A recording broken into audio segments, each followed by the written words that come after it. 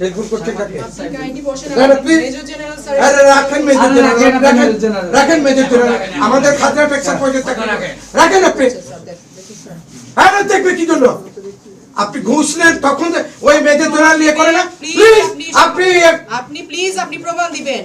রাখেন, আপনি প্রমাণ দিয়ে কথা বলবেন। রাখেন। আপনি কেন ওনাকে টেলিফোন করলেন? কথা কম বলেন। আপনি কেন কি শাসক চাচ্ছেন? আপনি কাইন্ডলি রাগান্বিত হবেন না।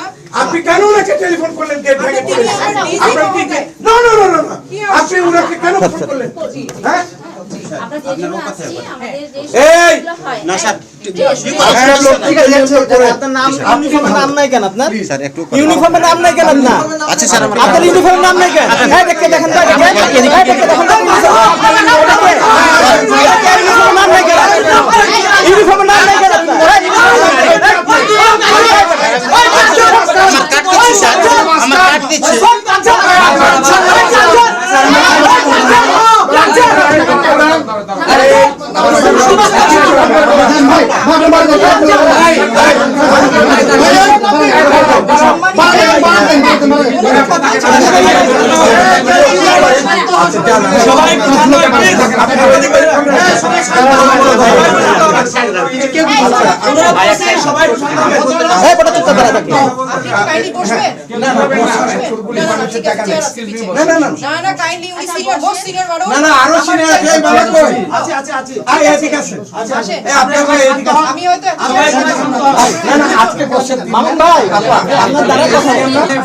রাজশাহীর মানে রাজপথের আদালতে তাদের বিচার করব।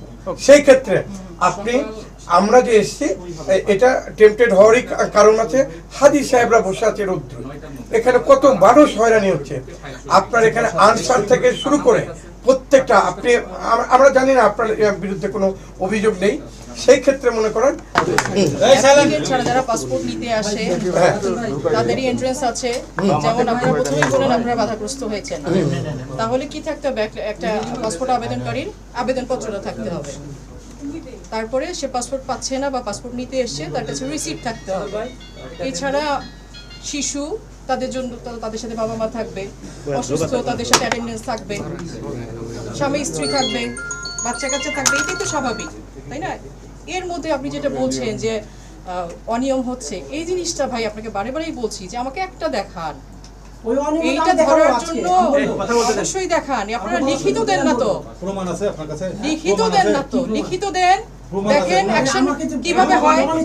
এটা ধরার জন্য আমার ডিসি মহোদয় পর্যন্ত বসে আছেন। যত্রতত্র হচ্ছে আমাদের এরকম ইয়ে হলেই, কমপ্লেইন গেলে আমার ডিসি মহোদয় প্রয়োজনীয় ব্যবস্থা নিচ্ছেন বিধি মোতাবেক। অতএব আপনারা প্রমাণ দেন কাইন্ডলি। এই অফিসটা অবশ্যই আমরা এটা ফরওয়ার্ড করে দিব, অবশ্যই ফরওয়ার্ড করব। কি বললাম যে প্রমাণ পেলে আমি ফরওয়ার্ড করব অবশ্যই। সেই ক্ষেত্রে বললাম না আমার ডিসি মহোদয় ব্যবস্থা নিচ্ছে, চাকরিচ্যুত হচ্ছে।